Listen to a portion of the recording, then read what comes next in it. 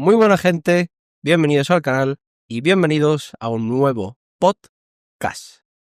Hoy os traigo algo totalmente diferente que nunca lo he traído y ya os digo que os va a gustar mucho y es muy interesante. Así que lo único que digo es que papel, boli, apuntar todo, duda en los comentarios, palomitas, jamón con patata, lo que vosotros queráis, ¿vale? Pero poneros cómodos, que si viene un podcast bastante largo y bastante interesante, ¿vale?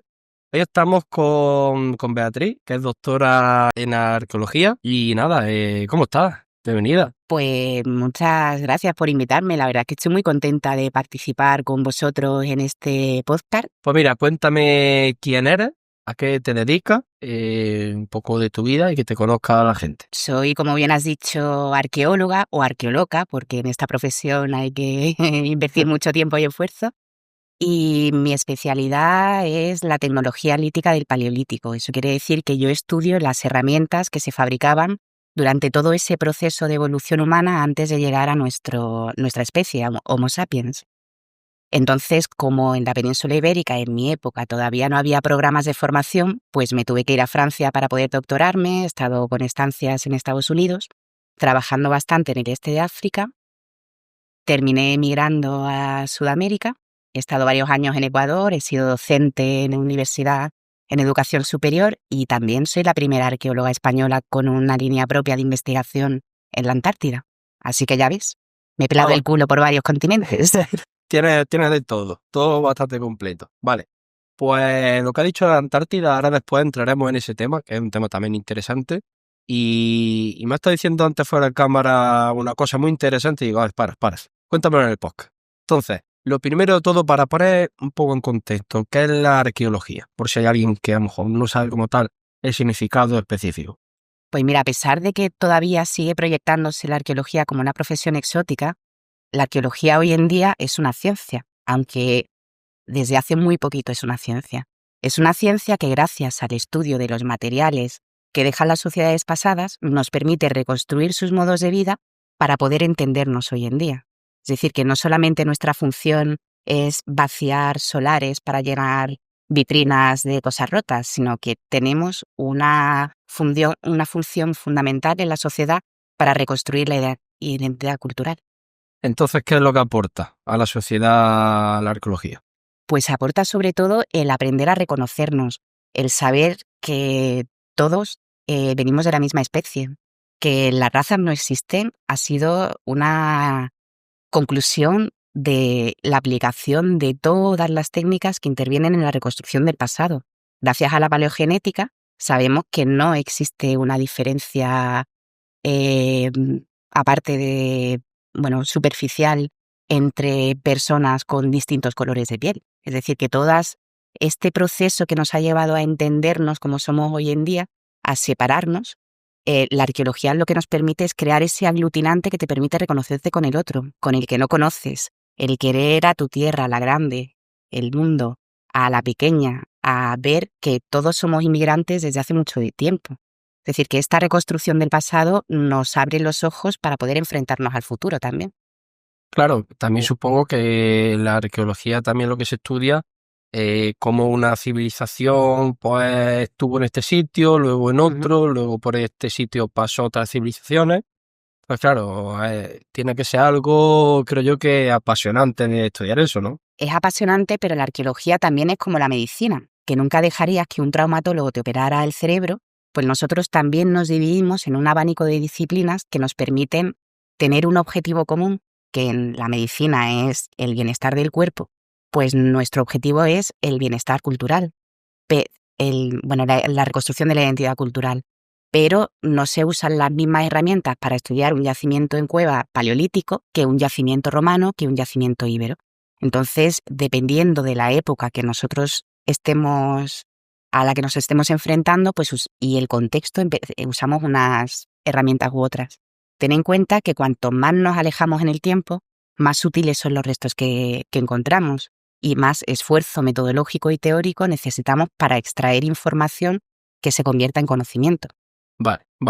Entonces, mira, antes de entrar más fuerte, retrocediendo un poco, lo que es la arqueología como tal, ¿cómo empezó en sí? ¿Fue una persona que se le ocurrió empezar a investigar lo que pasaba o...? Pues el origen de la arqueología es igual que el Efectivamente, el origen origen. de todas las ciencias. Tiene un origen humilde. Igual que la medicina empezó con los curanderos, la arqueología empezó con el coleccionismo.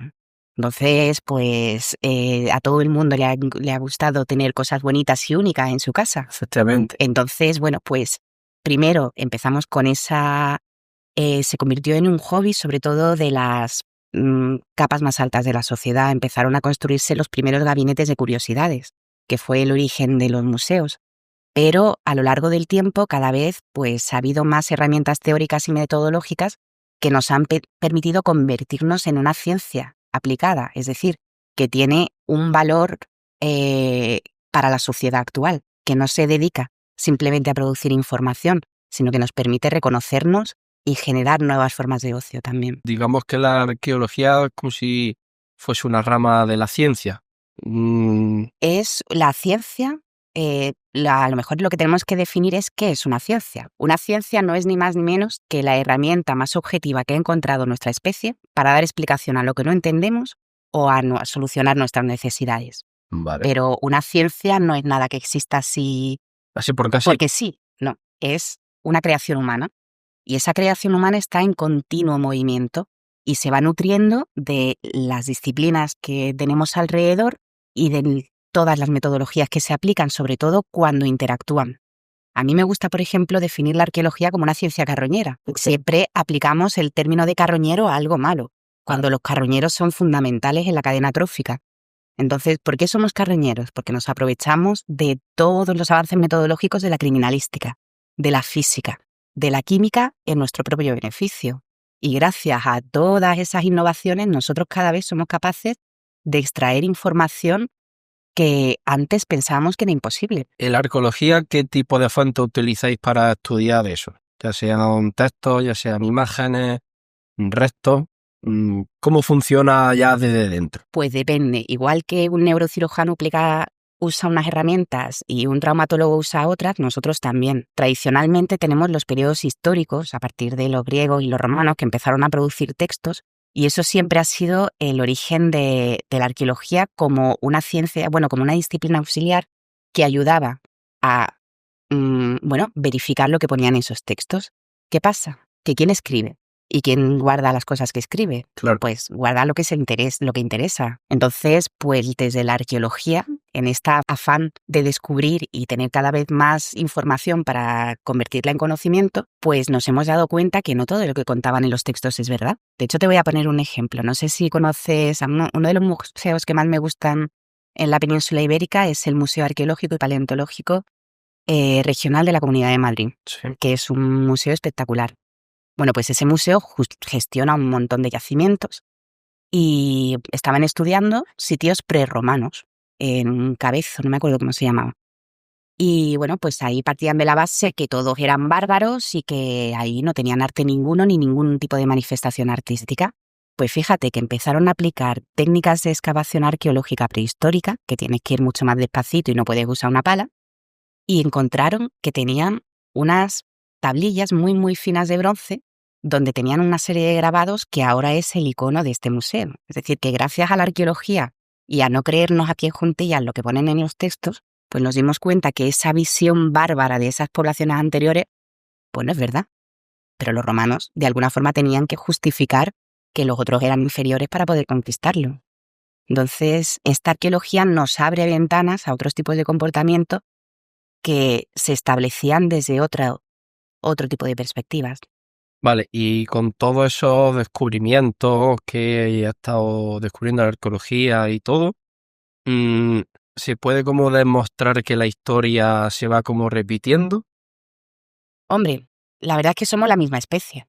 A partir de los primeros Homo sapiens que están identificados hasta ahora tienen 300.000 años y están en Marruecos. Entonces, desde hace 300.000 años nuestra especie ha sido la misma y se ha ido adaptando a todos los cambios que ha tenido alrededor.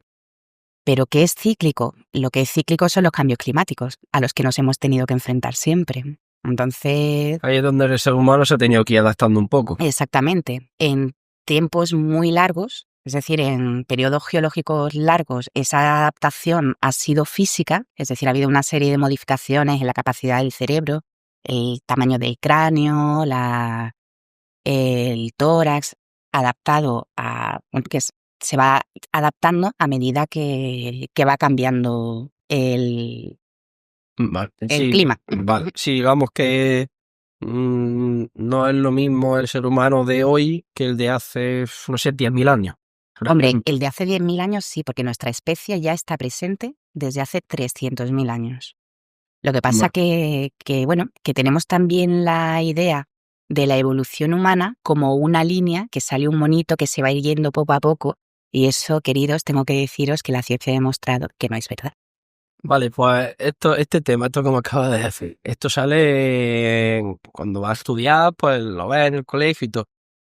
¿Esto es verdad? ¿Esto es mentira? Eso de que, claro, es el mono, es tal, y de repente el humano ya ha desarrollado. ¿Eso es verdad o eso es mentira?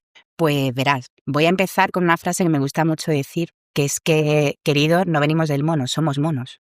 Es decir, los monos han tenido su evolución y nosotros hemos tenido la nuestra. Pero el concepto con el que se trabaja hoy en evolución humana no es lineal, es arborescente. Imagínate un árbol de hoja caduca que tiene solamente una hojita en una de sus ramas y el resto se han caído. Pues esa es la visión de la evolución humana. De hecho, ya está más que demostrado que durante todo este periodo de evolución han convivido distintas especies. Ahora mismo somos la única que existe como homínidos, pero hasta hace relativamente poco tiempo hemos estado compartiendo con neandertales y todavía falta saber si con otro tipo de especies. Claro, entonces para diferenciarnos un poco de las demás especies, ¿qué es lo que nos hace humanos a nosotros? Pues mira, nos hace humanos una cosa que seguramente no se le ocurre a tu audiencia. Lo que nos hace humanos es una característica morfológica, es la capacidad prensil. Ten en cuenta que lo que a nosotros como arqueólogos estudiamos los restos de esa cultura material. Y la primera cultura material que tenemos son las herramientas necesarias para la subsistencia. En el mundo animal, el uso de herramientas está muy extendido. Cuervos, todos nuestros primos cercanos, chimpancés, bonobos, gorilas, pero es que incluso los invertebrados, los pulpos. O sea, a mí me gusta mucho la etología, que es el estudio del comportamiento de los animales no humanos, y es muy curioso porque hay una especie de pulpo que se llama Marginatus, que está en Australia, que se desplaza con el lecho marino con restos de coco que la gente tira, y cuando llega un peligro hace op y lo usa para cubrirse. Entonces un pulpo está usando herramientas. De hecho, tengo que decir que conozco pulpos que son más inteligentes que bípedos implume. Cuando vosotros encontráis algún yacimiento o algo y decidís obligaros con ello para investigar más, de dónde viene y demás, ¿cómo sabéis la edad o el tiempo que tiene esos yacimientos? Eso es una muy buena pregunta, pero me gustaría ponerle un poquito en contexto, porque la arqueología no deja de ser contexto. La arqueología es una profesión curiosa, porque somos los únicos que destruimos para construir. Es decir, que en el momento que tú excavas un yacimiento y no has cogido todos los datos necesarios, es información que está perdida para siempre. Y si solamente has recogido los materiales, o sea, los objetos materiales, estás perdiendo una información impresionante. ¿Cómo datamos? Pues hay varias formas. Tenemos, por un lado, las dataciones absolutas o numéricas, que son dataciones que se han desarrollado gracias, sobre todo, al descubrimiento de la radioactividad. La radioactividad existía, pero nosotros la descubrimos y la aplicamos a yacimientos. Entonces tienes una serie de metodologías que derivan de ahí y luego tienes dataciones relativas. Que eso quiere decir que no tenemos una fecha, pero por las modas podemos saber más o menos cuándo es. Te voy a poner un ejemplo. Es como si tú ves por la calle a alguien con unas hombreras y unas mallas y unos calentadores, que aunque tú no lo sepas, eso ha salido de los 80. Vale. Entonces, hay una tipología, es decir, que en cada época hay una especie de modas. ¿Qué pasa? Que eso no significa que esas modas no se sigan reproduciendo. Entonces, tenemos esta herramienta de las dataciones relativas que nos dejan saber más o menos qué edad tienen. Luego, estas técnicas analíticas son destructivas, es decir, necesitas analizar elementos desde el punto de vista químico y eso te puede decir qué edad tiene. El tema de la que más conocida, que es el carbono 14, funciona de la siguiente forma. Todos los organismos vivos tienen un porcentaje de carbono 14 en el tiempo que se va transformando en carbono 12 en un periodo que está determinado. Entonces, midiendo la diferencia de carbono 14 y carbono 12, pues puedes saber más o menos qué edad tiene. Tienes dataciones cosmogénicas, es decir, últimamente tenemos un montón de herramientas metodológicas que nos permiten saber con precisión o con un rango más o menos agotado la edad que tienen los yacimientos, pero son técnicas costosas. Eso todo cuesta dinero. Cuando a lo mejor se saca la edad de cierto árbol arqueológico que se ha encontrado, Ujú. ¿es algo muy preciso o es un baremo? Depende cómo se... Normalmente es un arco, dependiendo Un cómo se rango, conserve. digamos. Tienes un arco, es de tal fecha a tal fecha. Vale. Entonces, pero ya te digo, depende de la conservación, depende de muchas cosas. Hay cosas que se pueden datar con una fiabilidad si se han conservado bien y hay otras que no se han conservado bien y no se pueden datar. Pero también tenemos mucha reutilización en la prehistoria. Hay una cosa básica, es que una fecha no fecha. Es decir, que necesitas un conjunto de elementos que todos juntos te den algo coherente. Pero hacer una muestra de carbono 14 no te fecha un yacimiento. El trabajo es más arduo. Vale, entonces digamos que una cosa es encontrar el yacimiento y otra cosa es luego ya determinar la edad, porque claro, que tenga, porque lo mismo depende lo conservado mejor que esté, a lo mejor habrá cosas, puede haber a lo mejor cosas que se encuentren y estén tan deterioradas que ni se vean. Por supuesto. A lo Tú mejor imagínate. la tienes al lado y está tan mal que lo dejas pasar y lo tira porque no te das ni Pero cuenta. tú imagínate que desde que se depositan los restos hasta que se entierran y hasta que nosotros los encontramos, están expuestos a un montón Claro. de procesos químicos, físicos, biológicos que pueden alterar su integridad o conservarla. Porque también existen conservaciones excepcionales en muchos contextos. Es que depende. Lo importante es que nosotros, en definitiva, estudiamos esos restos que normalmente son, bueno, tiene poco glamour decirlo, pero en definitiva los arqueólogos somos basureros del pasado, porque lo que Sí, estudiamos es la entiendo. basura de Claro. estos yacimientos. Pero ¿qué pasa? Que si alguien estudia tu basura con metodología arqueológica, te va a conocer mejor que tu madre. Exacto, entiendo. Vale, no sé, me parece todo un tema bastante curioso. Claro, lo de basureros porque como tal como que está escarbando, digamos, ¿no? No, porque lo que nosotros estudiamos son los restos que ellos dejan. Es muy raro encontrar un yacimiento intacto como Pompeya y Herculano. Eso es, nosotros nos nutrimos de las grandes desgracias. Es decir, Vale. una desgracia, un incendio, a nosotros nos preserva los materiales bien. Pero lo habitual que nos encontramos son basureros.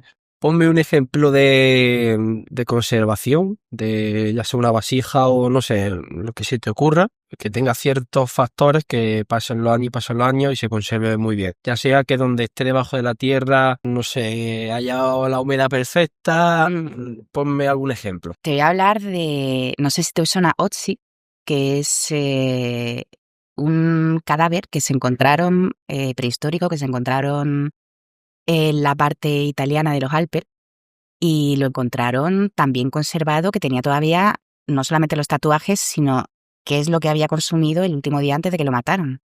Entonces, ¿qué pasa? Que cuando hay condiciones anóxicas, eso significa que no haya oxígeno, esos materiales se conservan muy bien. Y de hecho tienes en todo el norte de Europa los Bog People, que son gente enterrada, bueno, se supone que ajusticiada, y que se conservan como si estuvieran dormiditos. Aquí tenemos un ejemplo en Andalucía, que es la momia de Galera, en un yacimiento argárico, en Castellón Alto, que yo no sé cómo estará, en qué condiciones, pero hace ya varios años, estoy hablando por 15 años aproximadamente, se encontró una momia dentro de la casa. Estas sociedades argáricas de la edad de los metales son sociedades que aterrazaban laderas y enterraban a los muertitos dentro de la casa.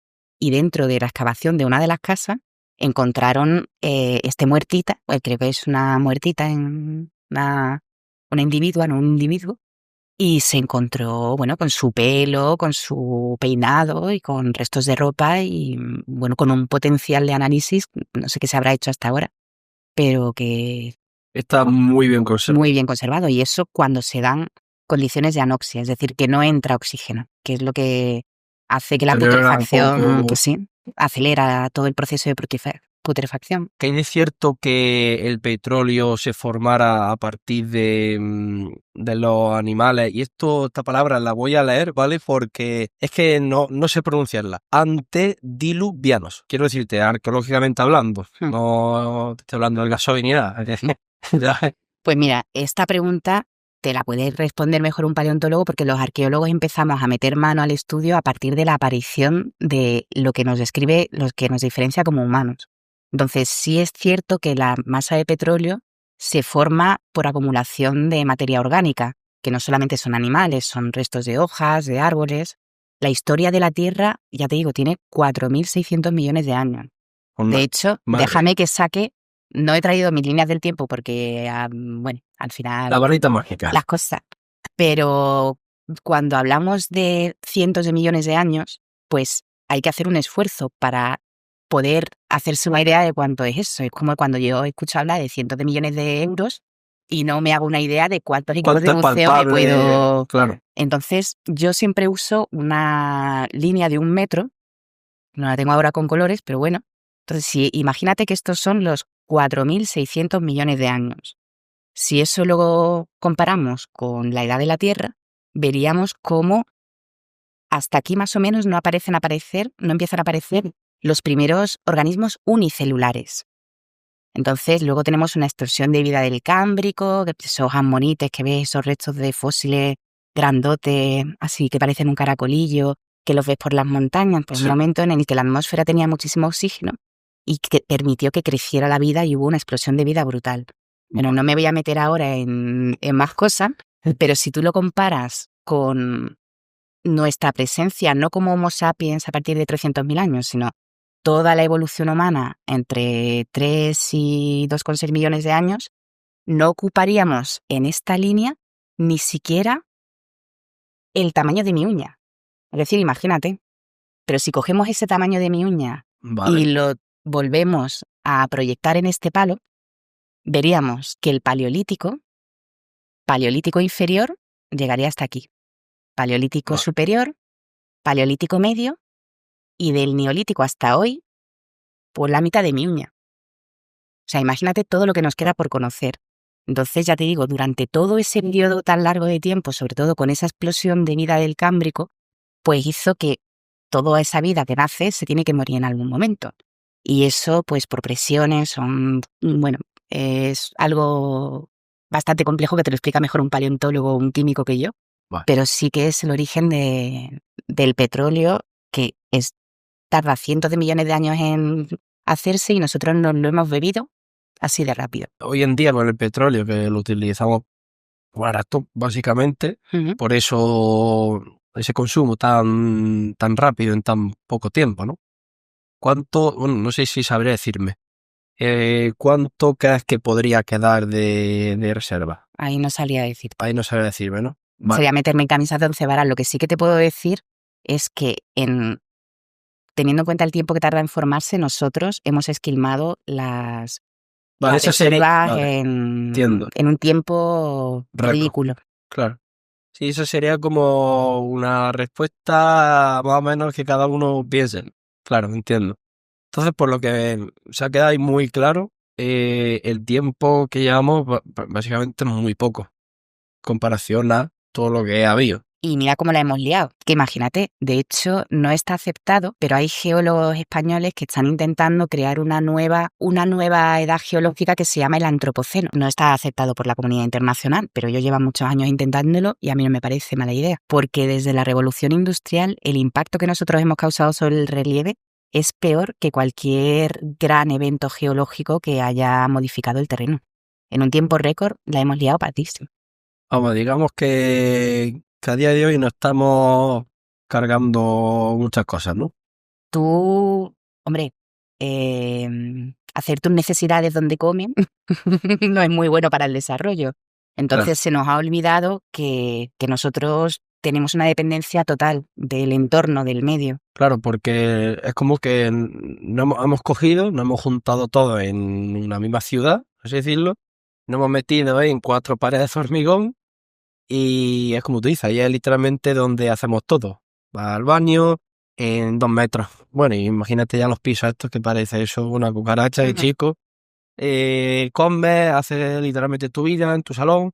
Entonces, eso como tal para el humano, eso ¿cómo repercute? Hombre, yo no tengo una bola de cristal, pero el perder el contacto con el entorno, el saber cómo... Tú imagínate que hemos modificado absolutamente todo, aunque podemos decir que preocupaciones tan actuales como los transgénicos y demás, eso lo llevamos haciendo desde el Neolítico. Quería que habláramos del tema antediluviano porque hay un cambio muy grande entre el Paleolítico, que son estas sociedades cazadoras-recolectoras, hasta el Neolítico, que es cuando empezamos a fabricar recipientes en barro, creamos una nueva materia prima, que la pasamos por ella muy rápido, pero es una nueva materia prima, piedra artificial, maleable, es una completa barbaridad. Y ya empezamos a encontrar sociedades sedentarias. Entonces, ese cambio no se produce, ese cambio de empezar a cultivar, de domesticar animales y plantas, no se produce porque alguien que fuese muy inteligente se levanta un día y dice, oye, que voy a ponerme a cultivar.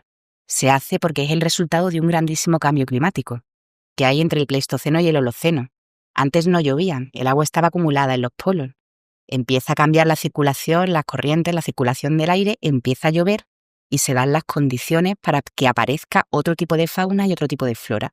Y es ahí cuando por la observación nosotros empezamos a modificar genéticamente esas plantas. De hecho, ese neolítico es el principio de los transgénicos que ahora criticamos tanto. Fíjate qué cosa. Entonces, lo que dicen que, bueno, lo que dicen, lo que parece cuando estás estudiando ahí en la ESO, parece que el ser humano de antes era más tonto. ¿Eso qué de cierto es? Porque claro, por lo que estoy viendo, Pues mira, muy tonto no era. cuando estaba dando clases en la universidad siempre decía a mis alumnos, ojalá fueseis más neandertales, porque hemos volcado esta idea que todo lo antiguo es primitivo en el sentido más peyorativo del término, cuando gracias a todas esas innovaciones tecnológicas que han hecho en el pasado, nosotros somos lo que somos. Es más, ahora mismo nosotros somos tan dependientes de la tecnología que me gustaría preguntarte qué harías si te dejan solo en el campo y tienes que buscarte la vida sin batería en el móvil. Pues buena pregunta, ¿ves? Es que no sé responderte. Sinceramente no lo sé. Porque claro, estamos todo el día con el teléfono, tenemos una duda, teléfono. Tienes que llamar a tu madre, teléfono. Quieres orientarte, Google Maps. Claro, llega a un punto que como que quieres ir a un sitio, vale, Google Maps, ve aquí tal, vale. Que sí que está bien en el sentido de comodidad, es una locura cómo ha avanzado todo, pero por el otro lado de, como tú dices, ¿qué haría? Pues yo no sé si es que te moriría. Hemos tenido hace poco un apagón de un día, por unas causas. Tú imagínate, yo ya te digo, no tengo una bola de cristal, pero si ese apagón, en vez de durar un día, dura un mes, yo tengo claro que dominaría el mundo. Yo sé hacer fuego, fabricar herramientas, identificar fuentes de materias primas. Pues yo no ¿Por qué tengo me ni idea. dedico a eso? Pues eso es lo que estoy diciendo. Y es ahí cuando la arqueología tiene un papel fundamental en la sociedad. Es decir, explicar a la sociedad cómo todos estos cambios climáticos, que ahora no es el primero al que nos estamos enfrentando, pero sí que le hemos ayudado a reducir los recursos que nosotros necesitamos. Pero cómo esas sociedades se han ido adaptando a esos cambios son fundamentales para entender cómo nos podemos enfrentar hoy. Insisto, no significa que tengas una bola de cristal, pero sí que tienes unos antecedentes que te permiten saber, oye, ¿para dónde tiramos? Tenemos el deshielo de la Antártida. Dentro de nada, es una exageración, pero bueno, que puedes tener casa con vistas al mar en Cuenca. Entonces, ¿por qué no aplicamos todas esas subidas y bajadas de mar? Por ejemplo, hace 20.000 años había 120 metros menos de nivel del mar. Entonces, 120. por eso tenemos yacimientos sumergidos. Yo soy arqueóloga subacuática también. Es decir, que no solamente se estudian los pecios, que son los barcos hundidos, que son muy interesantes, pero tienes una superficie muy alta, muy grande, que ha estado ocupada y que es de difícil acceso y que cada vez tenemos más herramientas que nos permiten ver cómo esas sociedades se han adaptado a, oye, que el mar se ha comido su casa. Y esto nos está pasando en muchos puntos del mundo hoy en día. Y sigue subiendo cada año. Sí, de hecho la NOAA tiene varias predicciones, la NASA. Podéis entrar, tienen un montón de información libre y puedes ver cómo va subiendo, cómo se van alterando las corrientes, porque ya no solamente cómo suba, sino cómo se alteran las corrientes que forman parte del ciclo climático, que eso hace que bueno, ya veremos lo que pasa. Joder. Vamos, digamos que si ahora se hace un estudio en esta pregunta que tú me has hecho, que parece una pregunta fácil, saldría un 99% de la gente que no tendría ni idea qué haría. Porque claro, consideras que todo esto de que por un lado está bien, pues estas facilidades, estas comodidades, o consideras como muy superficial todo y cuando a lo mejor vuelve hay un apagón o como tal, vuelve a hace 10.000 años literalmente, te quedas en pañales.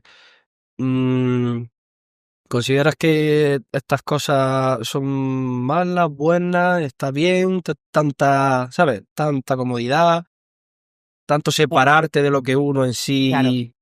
Eso, las cosas buenas y malas, tenemos que abandonar un poco esa dicotomía de eso es bueno o malo. O sea, en los extremismos no son buenos. Hay una cantidad de grises que son maravillosos.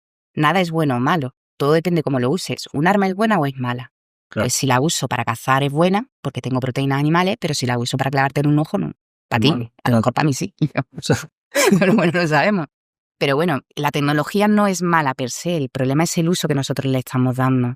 Y el uso que le estamos dando, mira, yo con esto sí, te voy a contar una anécdota de abuela cebolleta.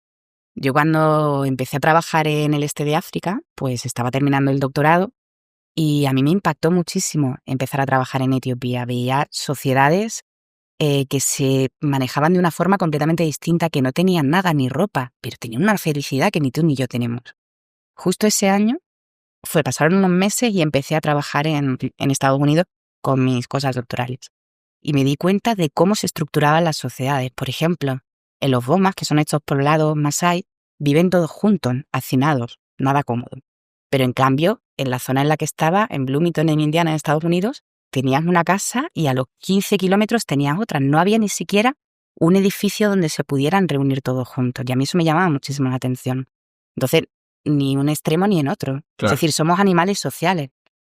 Entonces necesitamos, o sea, cuanto más te aíslas, Peor. menos depende. Pero es que nos guste o no, somos animales gregarios y necesitamos formar parte de una sociedad. Las sociedades funcionan como un cuerpo humano. Vale, digamos que el ser humano tiene que hacer piña en ese sentido, porque si te apartas y te quedas solo, Bueno, que puedes tú... claro, que puede Claro, ser, sí. pero no 100% te refieres, porque claro, el ser humano biológicamente por dentro estamos creados y hechos para ser sociables, ¿no? Ese sentido. Totalmente. Entonces, cuando tú te separas, vamos a hablar un poco más así atrás de la tribu, ¿vale? Y psicológicamente también. Y pierdes el contacto social. Es que, insisto, somos animales sociales y que las pantallas están bien, las redes sociales están muy bien, pero sin que se nos vaya la cabeza. No podemos perder, claro, no podemos perder el contacto con el otro. Ese es el problema, que cuando a lo mejor pasas la línea de usar la pantalla como si fuese el otro,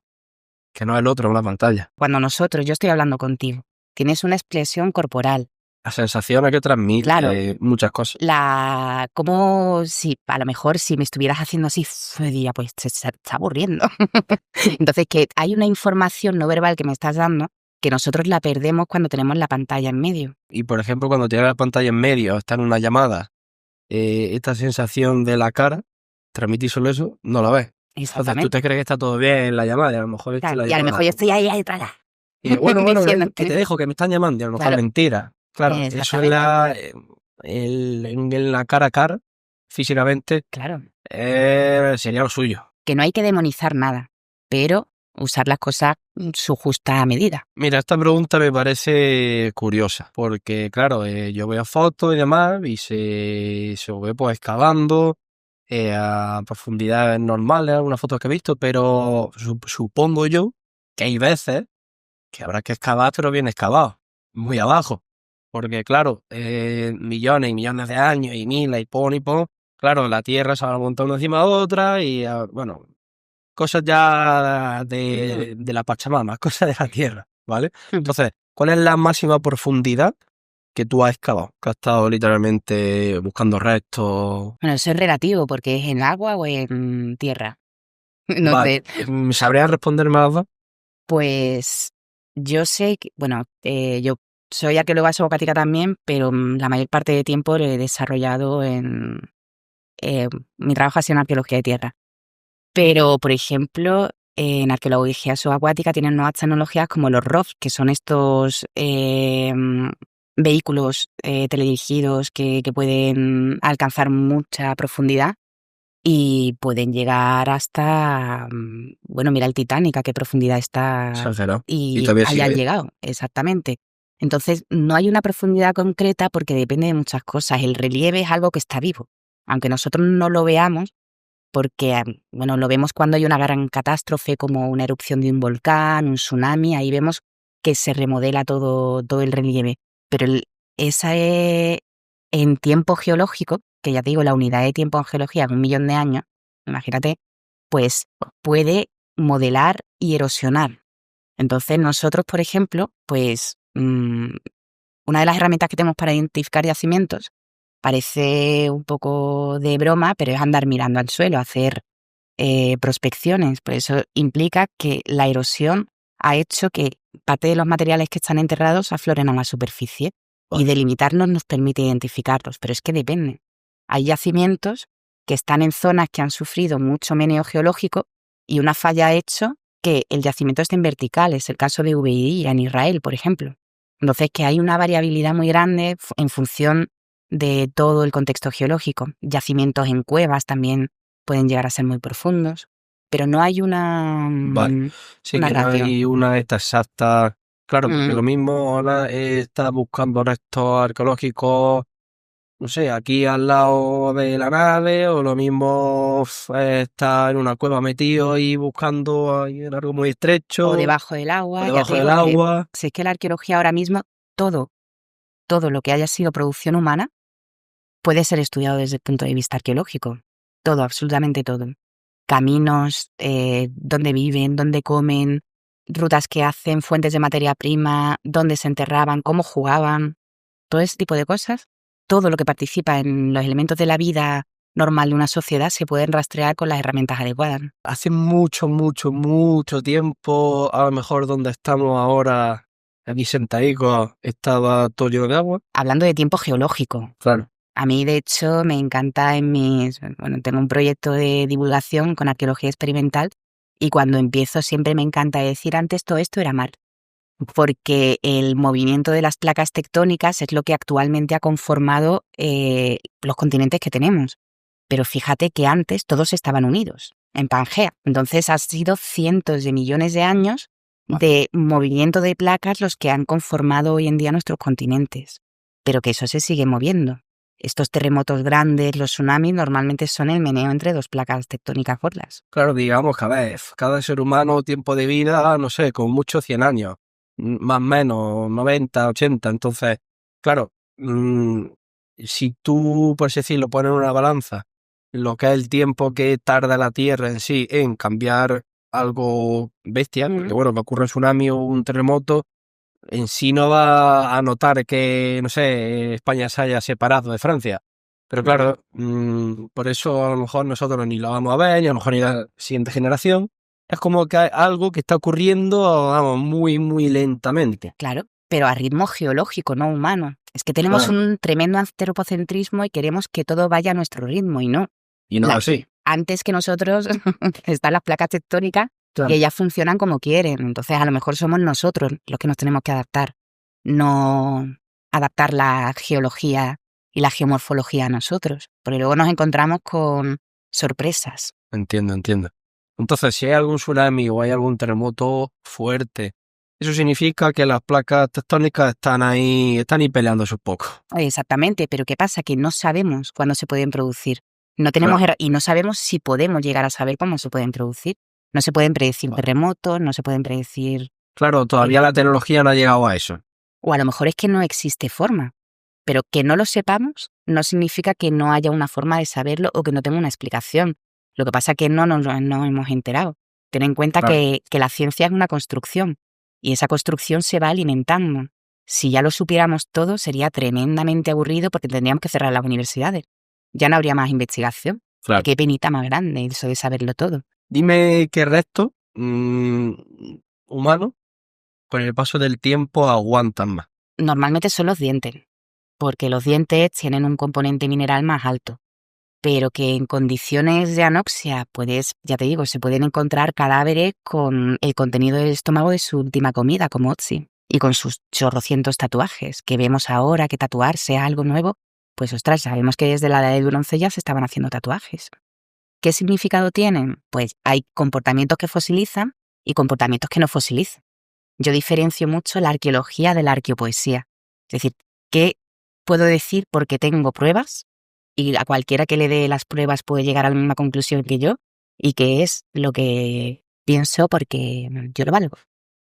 Claro, entonces los tatuajes parece muy nuevo, pero claro, es que volvemos a lo de antes. Pensamos que los seres humanos de antes, por así decirlo, Ujú, no eran muy listos. ujú.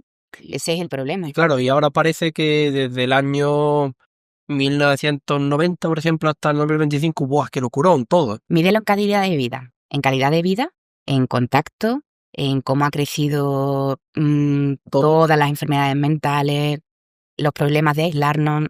Exagerado, solamente, exagerado. 30 y pico años, no.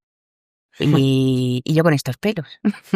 Por eso defiendo que invertir en pasado tiene mucho futuro, porque realmente es aplicando una metodología adecuada con la ciencia por detrás, es la única herramienta que tenemos para curarnos un poco del egocentrismo que tenemos.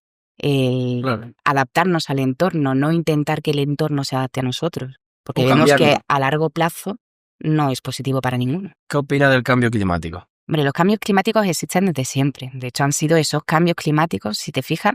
Otro día, si quieres, hablamos de evolución humana. Vale. O si no, voy a hacer un he venido a hablar de mi libro. Porque a lo Francisco Umbral, porque tengo un blog de divulgación que se llama Diario de una Homo Migratorius, que es donde hablo de estos temas.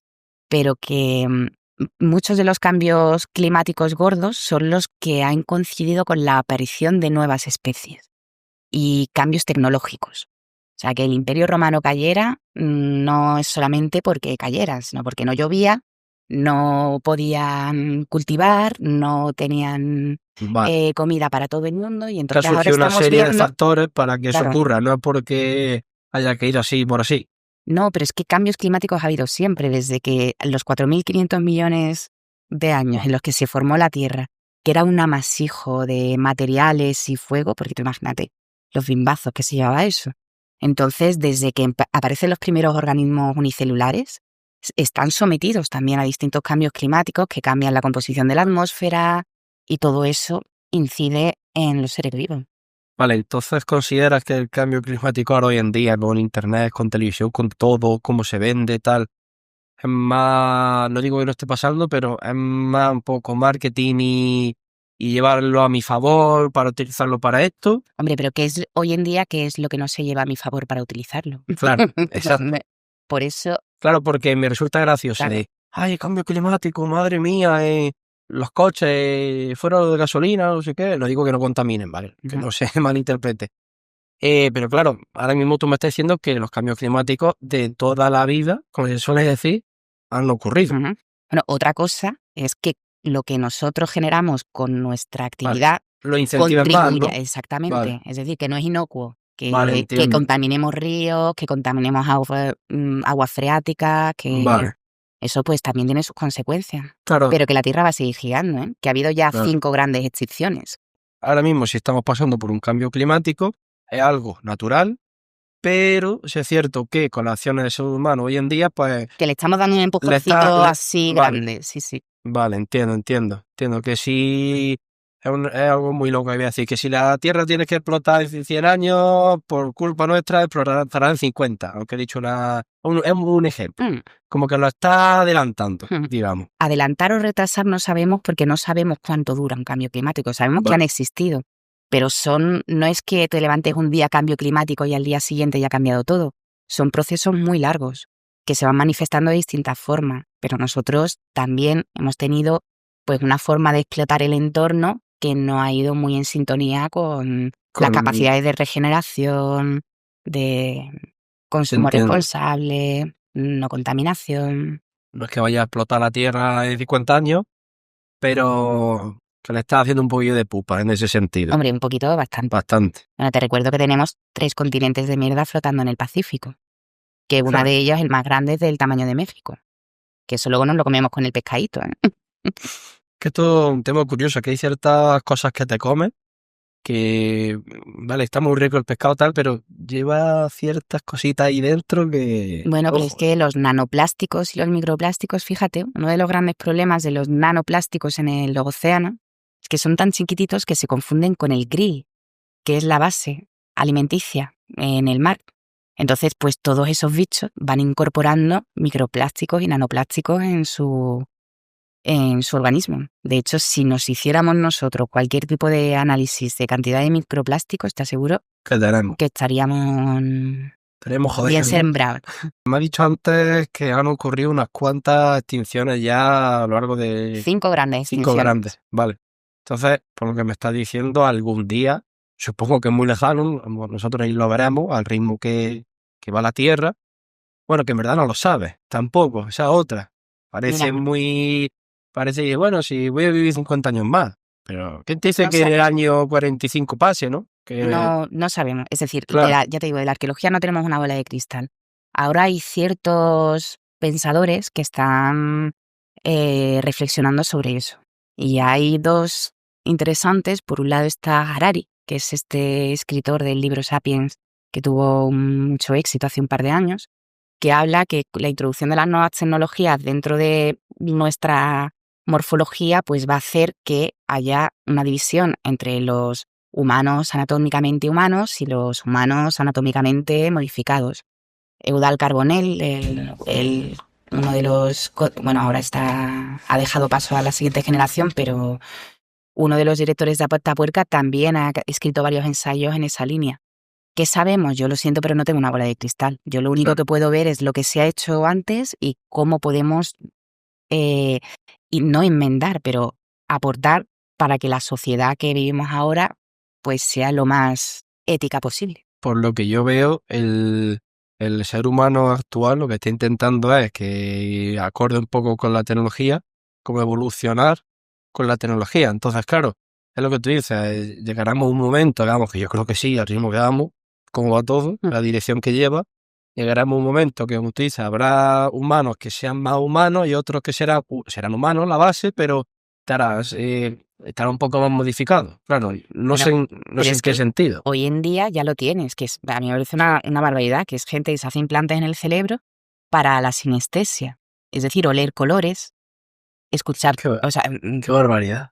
es como una especie de snorkel así. Pero hay gente que lo hace. Entonces, ese es el origen. Pues ya lo sabrán si sobrevivimos todos los arqueólogos del futuro. Ahora lo único que podemos poner encima de la mesa es, bueno, pues cómo está la situación y qué herramientas podemos utilizar para beneficiarnos de lo que ya sabemos. Joder. Te he puesto mal cuerpo. No, esto me parece... Vamos, algún día, no sé cuándo, pero algún día la especie humana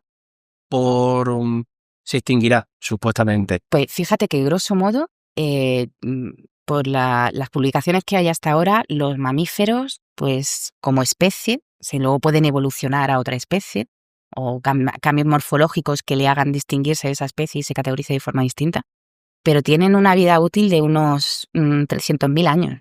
Nosotros estamos ya por ahí. Sí, es cierto que, a ver, yo creo que, como tú has dicho, no tenemos una bola de cristal, pero bueno, espero que duremos, que no pase nada malo, No, bueno. uno pegue un reventón algo. Pero ahí yo creo que es importante, pues, bueno, que nos permitas tener este tipo de altavoces para demostrar que invertir en pasado tiene futuro y que realmente es importante saber de dónde venimos, que no podemos creer que empezamos desde cero, porque si no, estamos perdiendo todos los éxitos y los errores de los que podemos aprender. Temas animales. Los animales muchas veces, a lo mejor, yo tengo una gata, ¿vale? Y entonces la gatilla se conoce el ruido del coche de mi madre y yo todavía ni he escuchado el coche de mi madre y el gato ya sabe que viene mi madre.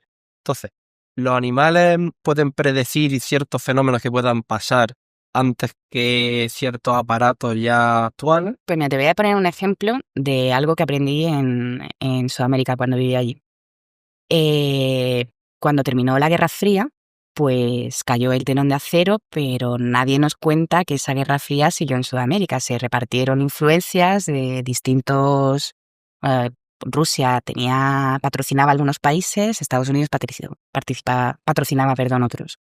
Entonces, bueno, pues dentro de esos intentos de ayudar, los americanos del norte lo que hicieron fue, bueno, como en una zona que estaba muy expuesta, está en el cinturón de fuego del Pacífico, eso implica que hay terremotos gordísimos, pues dijeron, vamos a invertir para saber cómo podemos ayudar a los agricultores y a los ganaderos para prevenirles si pasa un tsunami, si hay un terremoto gordo, ese tipo de cosas.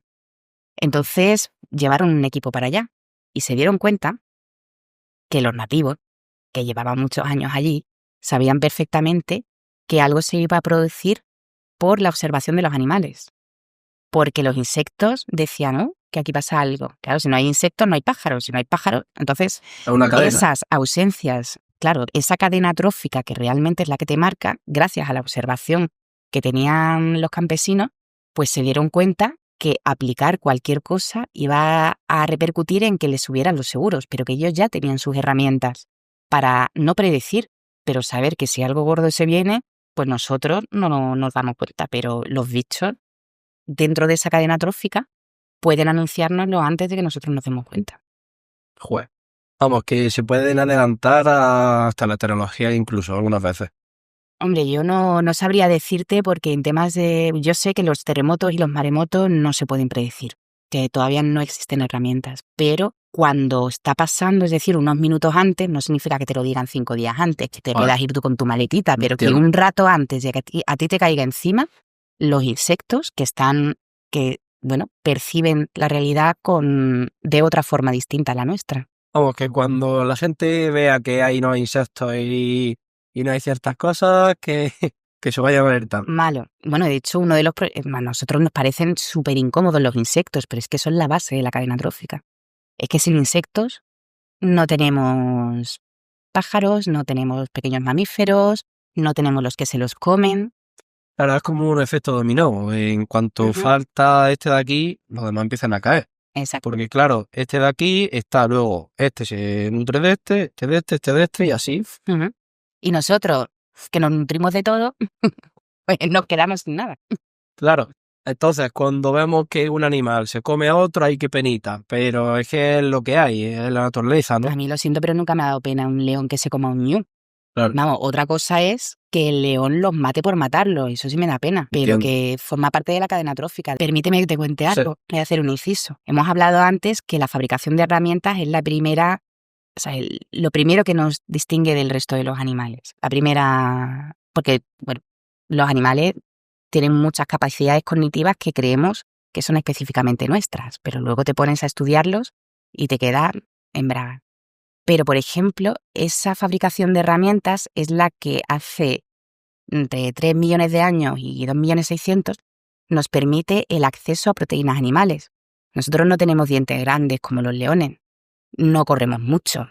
Si te va a cazar un león, pues corre lo que quieras, pero va a correr mucho más que tú. Todo el tiempo en la despedida. Exactamente. Entonces, la única forma de acceder a esas proteínas animales es con elementos cortantes, porque no tenemos jarra. ¿Qué pasa? Que el introducir esas proteínas animales en nuestra alimentación a largo plazo crea un cambio muy gordo. Tenemos 2 aparatos que son los más caros en energía en nuestro cuerpo: el cerebro y el aparato digestivo. Fíjate las vacas, que tienen 4 estómagos. O sea, están todo el día comiendo porque necesitan mucha energía para poner eso en marcha. 4 estómagos. 4 estómagos, imagínate. Ni 1 ni 2, 4. Entonces se necesita mucha energía y gran parte de la energía que toma la vaca pues va a que funcione eso. El otro aparato, hemos visto que es el cerebro, que también consume muchísima energía. ¿Qué pasa cuando empiezas a introducir las proteínas animales en la alimentación, que es un proceso súper largo de tiempo? Que no es que como hoy carne y mañana soy listo, ¿no? Hace que se reduzca la energía que necesitas para el aparato digestivo y que crezca el cerebro. Y es que esa aportación de proteínas animales es, entre otras, lo que nos ha convertido en humanos. Imagínate. Es decir, que pena porque...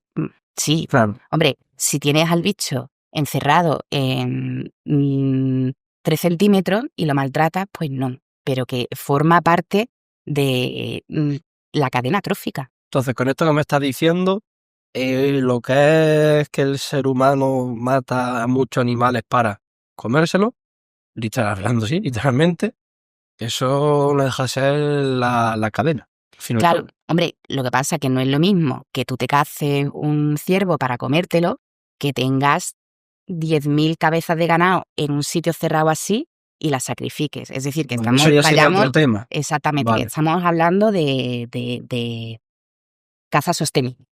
vale. Sí, como que le está explicando yéndote a lo que es a la naturaleza, a lo Ujú. biológico, Al ¿sabes? consumo responsable, que es el que se ha Claro, hecho toda la vida. Me encanta cómo se le ponen ahora nombres a las cosas que han existido siempre. sí. Entonces ahora, Etiqueta. bueno, pero si es que por Sí. eso lo que tenemos que hacer es ver cómo se ha hecho, cómo podemos aplicarlo y oye, pues a lo mejor nos va un poquito mejor. A lo mejor es que todo el mundo necesita un arqueólogo en su vida. Claro, ojo, ¿eh?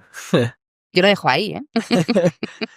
Claro, entonces, lo que pasa es que hoy en día, si tú quieres eh, cazar X animal para comértelo, Hoy en día no puedes cazar. hoy en día no puedes cazar, eso va a empezar. Y claro, supongo que, digo antiguamente, bueno, no sé qué palabra en verdad decir, porque hace mucho, mucho tiempo, el ser humano también, a la hora de cazar ciertos animales para comérselo, se la jugaba un poco también, supongo. Hoy en día, Evidentemente. claro, hoy en día eso, pues ya no, bueno, entre comillas, yo creo que no, vaya. Entonces, claro, es como que ahí viene lo que tú dices del consumo responsable. Que claro, hoy en día, como tiene la facilidad de muchos inventos para cazar a un animal, para que al ser humano pues, no le pase nada. Es como que el humano está como dominando todo. Pero ¿Considera eso? fíjate el eurocentrismo que tenemos. Porque hoy en día lo que para nosotros es el siglo XXI y que estamos súper tecnológicos y oh, qué sociedad tan bonita, pero que en el Kalahari hay bosquimanos que viven sin zapatos y muy felices y siguen cazando. Es decir, que Eso es curioso, ¿eh? todavía existen sociedades, no muchas, porque cada vez la globalización hace que se estén extinguiendo, pero muchas sociedades que son las llamadas no capitalistas, que siguen manteniendo modos de vida que a nosotros nos parecen horribles, pero de los que se puede aprender una barbaridad. De hecho, nutren de herramientas a todos los que nos dedicamos a la reconstrucción del pasado.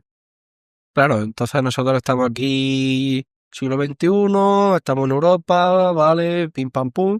Pero hay ciertas zonas del mundo que están viviendo como hace miles y miles y miles de años, ¿no?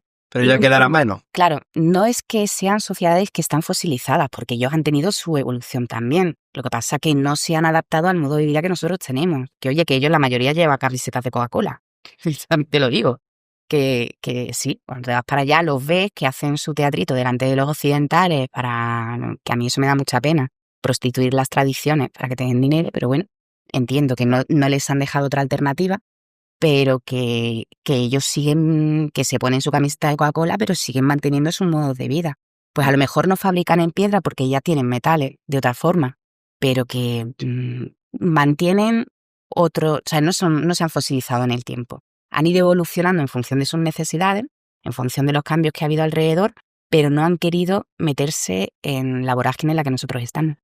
Claro, nosotros estamos yendo a 200 por hora y y ellos están yendo a 50, yendo más lento en ese sentido. Sí, a mí me encanta cuando te dicen allí, en el este de África, vosotros tenéis los relojes y nosotros tenemos el tiempo. Eso es bueno en verdad, ¿eh? Sí. Eso es bueno en verdad, porque estamos todo el día mirando el reloj, a ver qué hora es. Uf, madre mía, son las 10 de la noche, madre mía, acostame ya. Y vives como preocupado. Claro, Son, pues, son las, no sé, son las 11 de la mañana, madre mía, qué tarde ya para levantarme. Me siento mal. pues hay muchos estudios que demuestran que el neolítico nos fastidió como especie. O sea, la cantidad de horas que tú necesitas en una sociedad cazadora-recolectora para todo lo que necesitas para el día a día y la cantidad de horas que necesitas más en sociedad productora se multiplican. Hay un señor que se llama Marvin Harris que ha hecho estudios muy interesantes sobre eso. Si te está pareciendo interesante este podcast, si te está gustando, te recomiendo que te suscribas ahora mismo y le des me gusta y activa la campanita si queréis más podcasts así. Súper interesante. Así que bueno, vamos a continuar.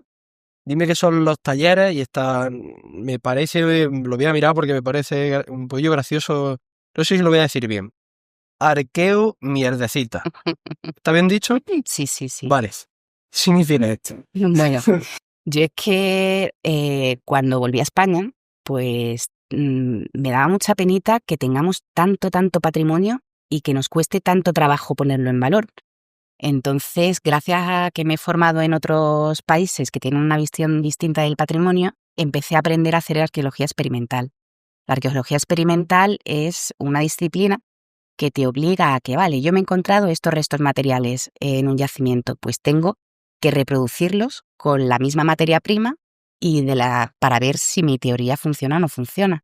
Y es que resulta que esa arqueología experimental es una herramienta fundamental para la difusión, no solamente para saber, tener una herramienta de validación para tu hipótesis, sino que esa arqueología experimental, para que la gente entienda nuestro trabajo, es maravillosa.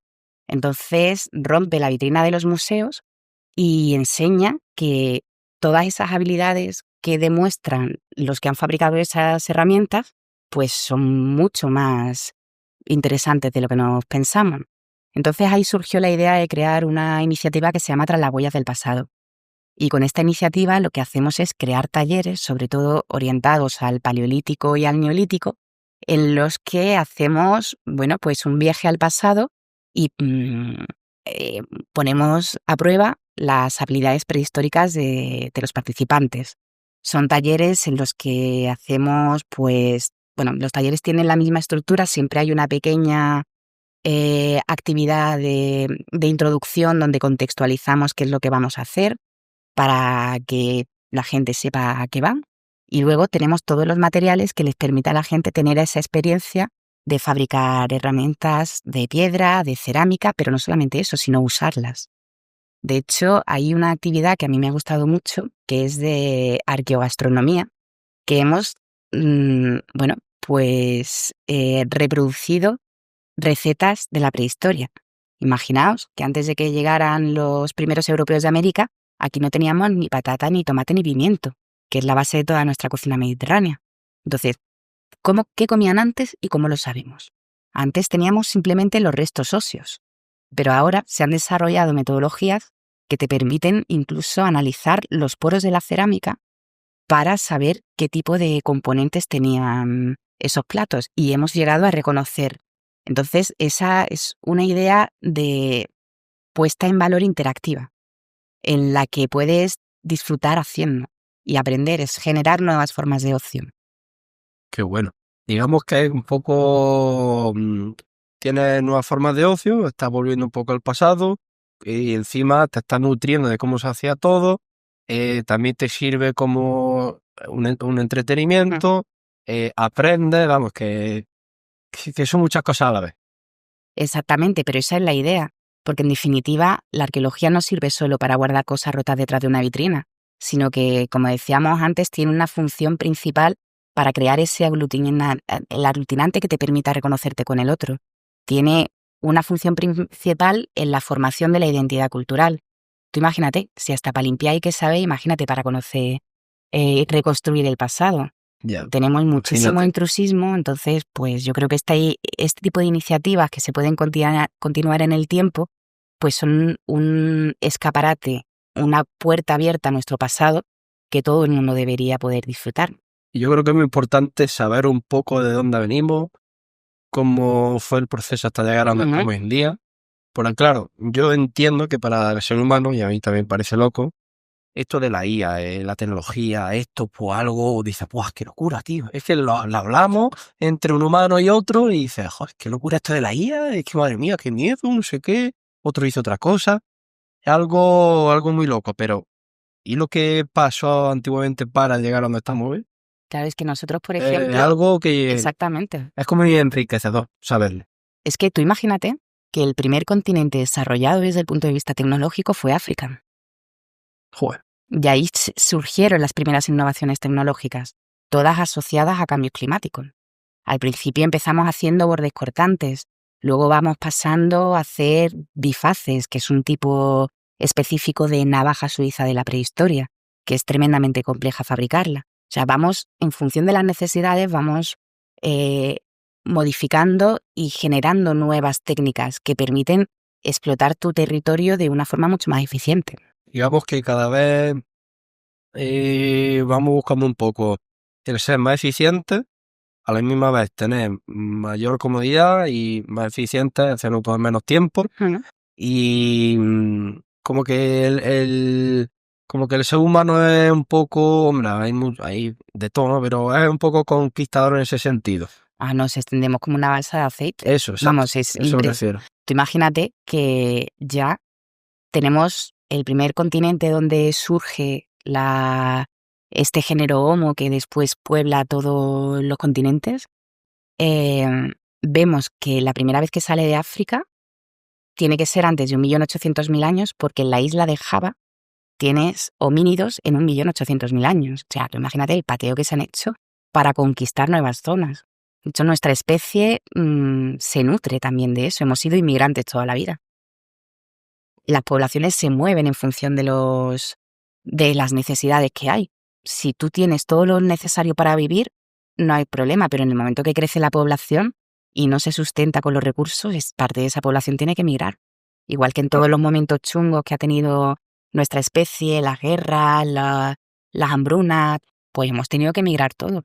Buscando un poco para sobrevivir. De hecho, por eso mi blog se llama Diario de una Homo Migratorius, porque creo que una especie que se autodenomina sapiens me parece un poco raro. Ojo, Yo prefiero el nombre de Homo Migratorius. Mira, hablando de sueños, para ti, ¿cuáles serían como tus sueños arqueológicos perfectos? Bueno, pues mira, un sueño húmedo en arqueología sería que hubiese trabajo digno para los arqueólogos, que dejemos de ser una profesión exótica, porque todavía no hemos creado infraestructuras en Andalucía que sean capaces de soportar esos equipos transdisciplinares que se necesitan para convertir los indicios en pruebas, las pruebas en información y la información en conocimiento, que eso es lo que repercute de forma positiva en la sociedad. Pero al final trabajamos para los demás, que es lo peor. Claro, pero bueno. Exacto. A ti te dicen sapiens, pues bueno, es el Homo sapiens y es el nombre que todos tenemos en la cabeza, ¿no? Que cuando estudias, pues vale, el Homo sapiens. Pero, ¿qué es eso de la mujer sapiens?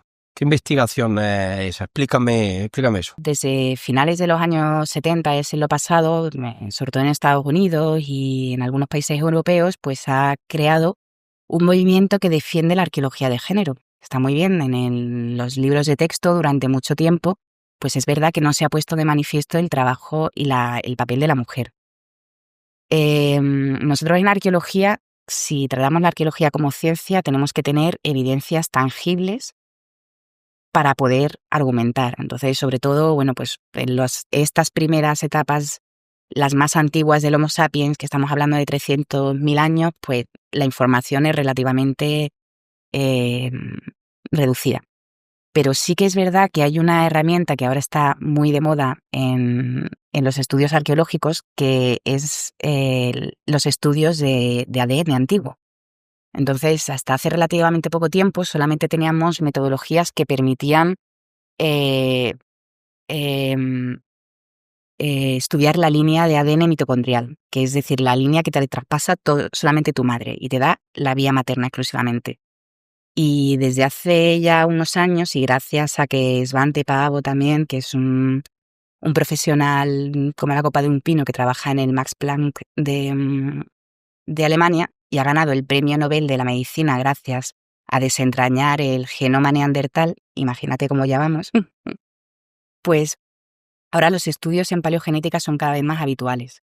Y muchos de los grandes guerreros que considerábamos en la bibliografía que porque si están enterrados con armas son hombres y si no son mujeres, pues hemos visto que la aplicación de estas metodologías ahora ha cambiado radicalmente la visión que teníamos. Entonces, por ejemplo, pues desde los paleodermatogrifos, que son, ya digo, nosotros nos alimentamos somos carroñeros y nos alimentamos de metodologías de la criminalística, sobre todo. Las huellas dactilares es como nuestro ADN. Entonces, también hay una diferencia significativa entre hombres y mujeres en la diferencia de la tercera falange del dedo anular. Entonces, pues esas huellas que se mantienen, que se encuentran en tanto restos de cerámica como en pinturas, te permiten dar visibilidad a esas mujeres. porque la única forma de sexar un esqueleto es con la pelvis o la paleogenética. Entonces, si la pelvis, que son los huesos más finos, se destruyen con el paso del tiempo y no se encuentran, pues la única forma que teníamos antes de adscribirlo a un género era pues si tenía armas o no tenía armas. Pero ya te digo, estas nuevas tecnologías nos permiten ver que las mujeres cazaban, pues, las mujeres que valían cazaban y las que no, ¿no?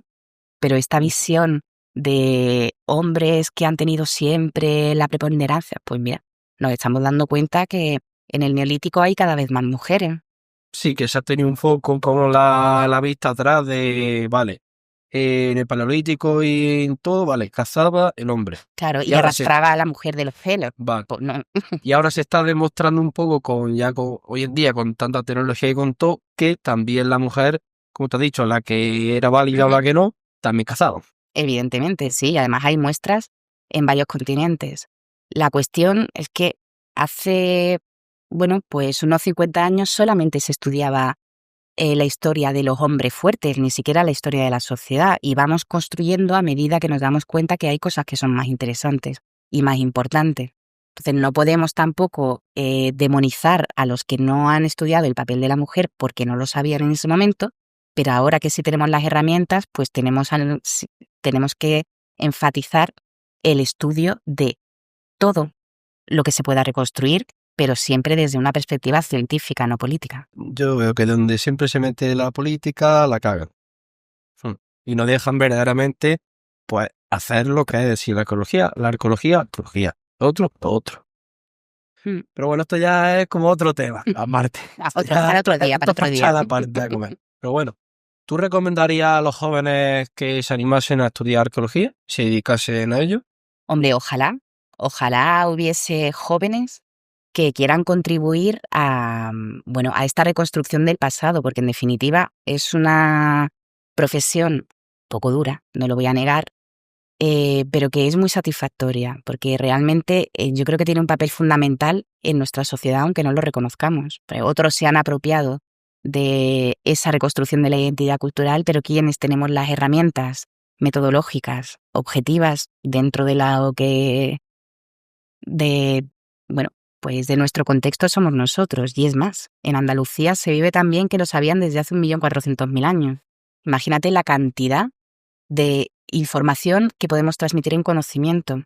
De hecho, aquí el patrimonio puede construirse en un potencial tremendo. Generar, como hemos dicho, nuevas formas de ocio, nuevos productos y hacer un turismo cultural que abandone ya esa observación estática y estética de la ruina, que ya ahora hacemos otra cosa. Para ti, ¿cuál sería tu sueño para formar en talleres de arqueología? Bueno, pues en principio lo que necesitaría es espacio, tiempo y financiación. Es decir, si dejáramos, porque ahí es cierto que hay una línea muy fina en la divulgación, entre la divulgación y la parodia, que está muy bien disfrazarse, está muy bien hacer una obra literaria con lo que tú te imagines, pero la divulgación científica es algo muy serio. Es decir, donde la reconstrucción termina donde empieza la hipótesis, para no llenar de pajaritos la mente de los demás. Entonces, pues lo que habría que... ¿Cuál sería el sueño? Pues primero que nos coordináramos dentro de la profesión, que eso no estaría mal. Porque somos una profesión en la que el corporativismo creo que tenemos que trabajárnoslo un poco. Pero luego, ya te digo, con inversión y un poco de tiempo se pueden hacer actividades que son viajes al pasado en los que puedes divertirte aprendiendo, y a todas las edades. Vamos, que de aquí animaría un poco a la gente a que investigue un poco más, que se interese un poco de estos temas y, Hombre, como hemos dicho antes, para que sepamos un poco dónde venimos. yo creo que, insisto, invertir en pasado tiene mucho futuro, y cómo vamos a saber hacia dónde vamos si no sabemos de dónde venimos. Antártida. ¿Existe arqueología en la Antártida? Pues me encanta que me hagas esa pregunta, porque además, he tenido la suerte de ser la primera española arqueóloga con una línea propia de investigación en la Antártida. Existe una arqueología en la Antártida, pero no sé si sabéis que antes de que tuviésemos la electricidad, en las ciudades se iluminaban con grasa de ballena y de foca. De la grasa de la ballena se aprovechaba absolutamente todo. Y entonces había un movimiento muy grande entre el cono suramericano y la Antártida de todos estos cazadores de ballenas y de focas. Entonces, había veces que se quedaban en la Antártida y no podían pasar y pasaban grandes temporadas y hemos identificado sus campamentos allí. De todas formas, mi proyecto iba por otro lado. Yo trabajé varios años en Ecuador. Allí creamos una carrera de arqueología que hasta ese momento no existía. Y uno de mis proyectos de investigación era el poblamiento americano por el Pacífico Sur. Es curioso cuando cogemos toda la bibliografía que conocemos del continente americano, que son 48 millones de kilómetros cuadrados, y vemos que los yacimientos que tenemos en el norte están alrededor de unos 14.000 años y pico, y los que tenemos en el cono sur son más antiguos. ¿Qué ha pasado? Entonces, bueno, la tradición te dice que las poblaciones han llegado andando por el estrecho de Bering. Pero claro, poblar 48 millones de kilómetros cuadrados no es tan fácil. Entonces, lo que defendía era que el poblamiento podía haber sido mucho más complejo de lo que creemos, que han entrado por Bering, seguro, pero que es la única vía de entrada, pues ahí lo tenemos más difícil. Pues no, tendrían un problema de endogamia tremendo. Entonces, bueno, pues yo estoy un poco loca y empecé a irme con grupos de indígenas, a aprender un montón qué era lo que estaban haciendo. Y bueno, rompiendo con esta línea de que lo antiguo es primitivo en el sentido más peyorativo del término, me di cuenta de, ostras, pero si es que la navegación en la prehistoria la tenemos abandonada completamente. Entonces, bueno, pues viendo cuál es el potencial de, de navegación en determinadas épocas, creando modelos predictivos, teníamos la teoría del poblamiento desde lo que hoy es Australia y Nueva Zelanda hasta el cono sur, porque la Antártida tiene una particularidad, bueno, entre otras, tiene muchas particularidades, pero es el único continente que tiene una corriente circumpolar, es decir, que da la vuelta entera. Y en navegación actual se llama subirse al tren. O sea, imagínate. Entonces la idea era ver si podíamos encontrar algún indicio de un poblamiento anterior y aprovechar el proyecto para registrar cualquier rastro de actividad antrópica que hubiese por ahí para reconstruir la historia humana, cómo la hemos liado para en la Antártida, vamos, básicamente. Toda la grasa de las ballenas, ¿cómo quedaban electricidad? ¿Cómo que... No es que daban electricidad, Sí. no había electricidad y Vale. lo que hacían era quemaban la grasa de la cara de la ballena. Es decir, antes de que pudiéramos tener conductos de electricidad, la forma de iluminar era con material orgánico. ¿De dónde Joder. sacas un montón? Pues de una ballena, ya ves, los kilos que tiene. Claro, Entonces, bicho. exactamente. Entonces, bueno, llegamos a un momento que casi esquilmamos las poblaciones de ballenas. Pues vale, ilumina, pues que París quiere, Londres también, y Birmingham, Claro. y Madrid, y entonces, claro, si todo el mundo quiere tener sus ciudades iluminadas, pues las ballenas ya ves. Joder. Mira, pregunta yo creo que interesante, importante. ¿Cuál ha sido el hallazgo arqueológico o los hallazgos arqueológicos que han cambiado un poco la comprensión humana? Es decir, a partir de que se descubrió este hallazgo, se ven las cosas de otra manera. Hombre, hay muchos y cada uno, depende de su especialidad, te dirá lo que le parece más importante.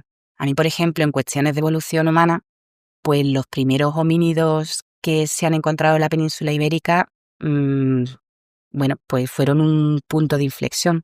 Bueno, no los que se encontraron, sino los que se aceptaron por la comunidad científica. Atapuerca, con sus luces y sus sombras, han creado, bueno, de hecho han puesto el Paleolítico en el mapa y han creado instituciones que pueden dar puestos de trabajo. Y eso lo podríamos hacer nosotros también. Pero que el descubrimiento de Atapuerca fue un punto de inflexión en el entendimiento y sobre todo, en la oferta de trabajo para la gente que quisiera reconstruir nuestro pasado desde estos periodos. Otros descubrimientos, bueno, pues anterior, Lucy, este Australopithecus afarensis que se encontró en Etiopía, que fue la primera vez que ya le pusimos cara a un esqueleto entero de un Australopithecus afarensis. Permitió dar permitió extraer muchísima información. Otros más interesantes, bueno, ya en épocas recientes, que para mí son periodismo, pero tienes, por ejemplo, bueno, pues el descubrimiento de la tumba de Tutankamón que hizo Howard Carter, pues también fue un punto de inflexión. O las 7 Troyas, que, bueno, ya te digo que depende qué periodo. A mí, los que me parecen más interesantes son los que están relacionados con la evolución humana, porque son los que realmente nos han cambiado de forma radical lo que pensábamos del pasado, y ver que todos esas cosas rotas que encuentras son el resultado de procesos tecnológicos que se transmiten de generación en generación y que no te salen porque sí.